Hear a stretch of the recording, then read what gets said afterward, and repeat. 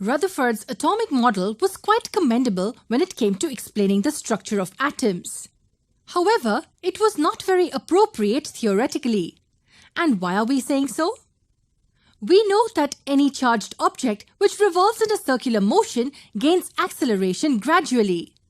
Similarly, if the electron is moving fast in a circular path, then it will also gain acceleration. And on gaining acceleration, it's bound to liberate energy in some form.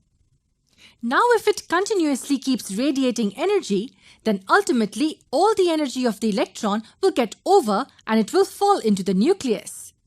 This would result in high instability of the atom. But wait a second, all these things do not happen in an atom. And how do we know this? Because in nature, all the atoms are stable. That means the hypothesis put forth by Rutherford was also incorrect? Not really. The hypothesis just needed slight modifications. These were made by the next legendary scientist in our list called Niels Bohr.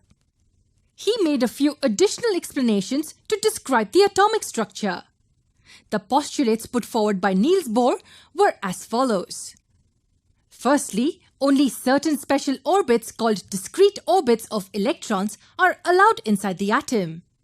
Secondly, while revolving in these discrete orbits, the electrons do not radiate energy. Now, these points definitely tell us why an atom is so stable. But what exactly are these paths or orbits in which the electrons revolve around the nucleus? Let's understand with an example. Do you know how our solar system is?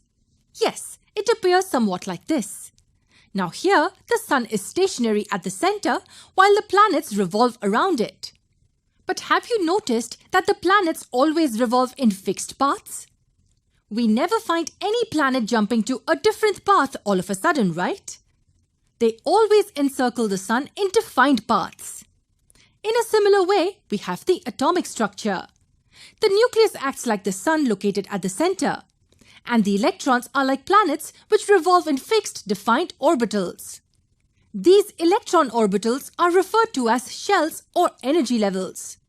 Now, the name energy levels gets us to an important concept.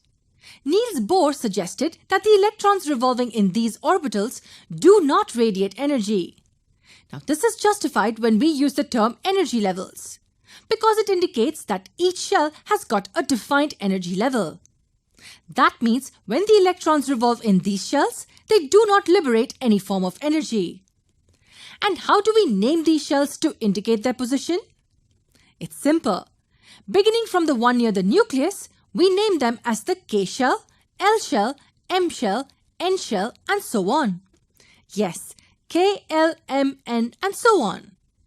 And what if we want to number them? In that case, we use the letter N in lowercase and write them as N equals 1, N equals 2, N equals 3, and so on, beginning from the one next to the nucleus. So we can name them alphabetically, or we can even number them. With all these theories and points known, do we now know the structure of a typical atom completely? The nucleus contains positive protons and the electrons revolving around in fixed orbitals. Is that how an atom is structured? Not really. We still have one more subatomic particle left. And what and where could it be? Let's find that out.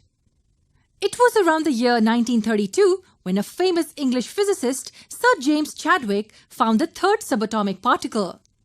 He found that the particle had a mass almost equivalent to that of the proton.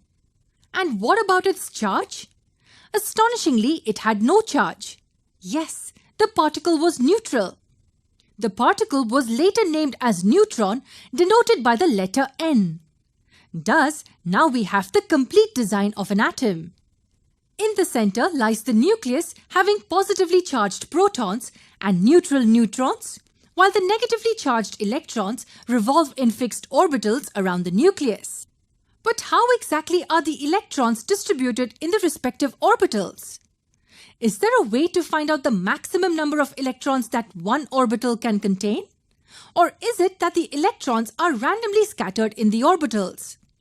Let's find out the answers to these questions in our upcoming video.